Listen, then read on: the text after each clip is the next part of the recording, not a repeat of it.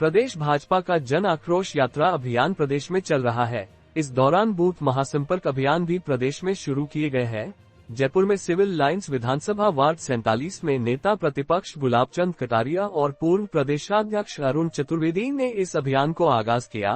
कटारिया ने कहा कि राजस्थान की जनता को पिछले 4 साल कलंक की तरह भुगतना पड़ा है। भाजपा ने सरकार की विफलताओं को एक पत्रक में लिखकर अब इसे घर घर जाकर जनता को बांट रही है।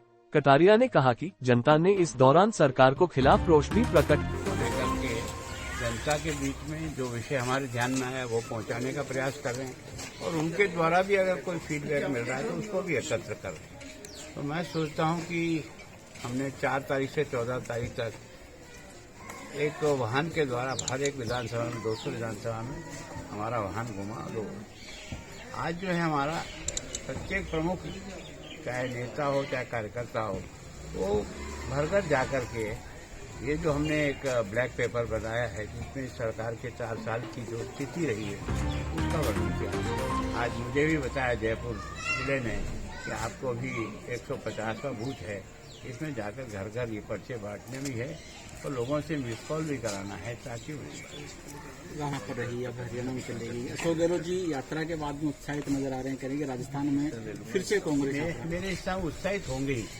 क्योंकि जनता राहुल गांधी तक नहीं पहुंच सकी, इससे उत्साहित होंगे क्योंकि उनके बारे में कुछ बुरा सुनने का मौका ही नहीं दिया।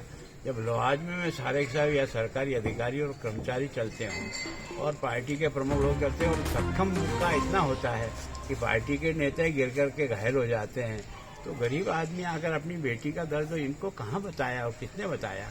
और फिर उस अलवर में से गए हो जहाँ अपना मेवात एरिया में सबसे ज्यादा रेप की घटनाएं दर्ज हुई है और वो भी नाबालिग बच्चों के साथ। और दुर्भाग्य के 1350 6467 कुल केस दर्ज हुए, उसमें से 1350 केस पे एफआर लगाई। उस एफआर में भी परसेंटेज के हिसाब से 2 ही जिले सबसे टॉप पर है, जिनमें भरतपुर 42% एफआर लगी और अलवर में 38%। ये कौन सा एरिया है? मेवात एरिया है। अपराधी कौन है? विशेष प्रकार के लोग हैं। उनको बचाने के लिए एफआर का सहारा लेकर के उन बच्चियों के दर्द को जमीन में गाड़ दिया। इसका दर्द है जो हम जनता तक पहुंचा। राहुल जी नेट भी जाएगी जाएगी क्योंकि जब वो पैदल चले तो उनको स्वास्थ्य का थोड़ा लाभ तो हुआ ही है। तो वो अपने लोगों को भी कहते हैं कि स्वस्थ रहना है तो जनता का तो जो होना तो होना है, तुम कम से कम स्वस्थ हो जाओगे अगर पैदल घूमोगे। पॉलिटिकल लाभ तो मेरे हिसाब से कुछ दिखने जैसी चीज तो मुझे नजर आई नहीं।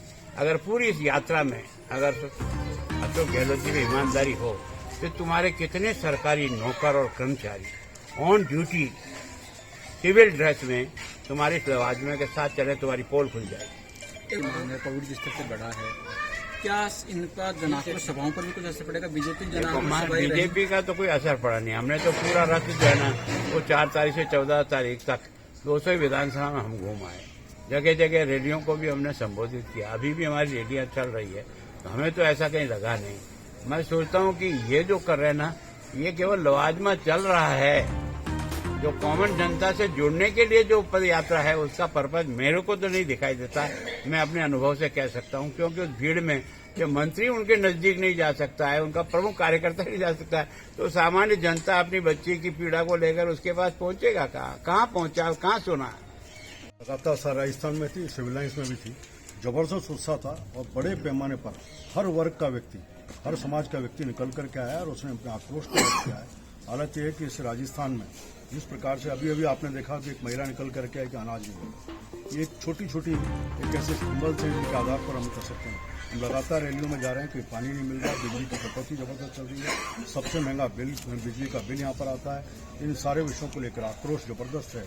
इस पूरे मामले को लेकर के जनता में भारतीय जनता पार्टी ने उसको प्रतिबिंबित करने का काम किया और जो अभी हर विधानसभा में सभाएं चल रही हैं उसमें भी बड़े पैमाने पर हजारों की संख्या में लोग आ रहे हैं और लोग आकर के अपने इस सरकार के कामों के आक्रोश को स्वयं भी व्यक्त कर रहे हैं स्पष्ट रूप से। मुझे लगता है निश्चित रूप से कि हम सदन के अंदर भी सरकार को लगातार घेरा और सड़क पे भी घेरा और इस जन आक्रोश यात्रा के माध्यम से लगातार जो अभिव्यक्ति हुई है, अभिव्यक्ति इस बात को स्पष्ट कर रही है कि जब भी चुनाव होंगे, मुझे नहीं लगता एक साल से पहले जिस प्रकार का सत्ता संघर्ष चल रहा है उस 1 साल से पहले चुनाव होंगे, जब भी चुनाव होंगे राजस्थान की जनता इस सरकार को श्रीमुख करेगी और निश्चित रूप से भारतीय जनता पार्टी एक विश्वास के साथ जनता की आकांक्षाओं पूरा करने के लिए आएगी।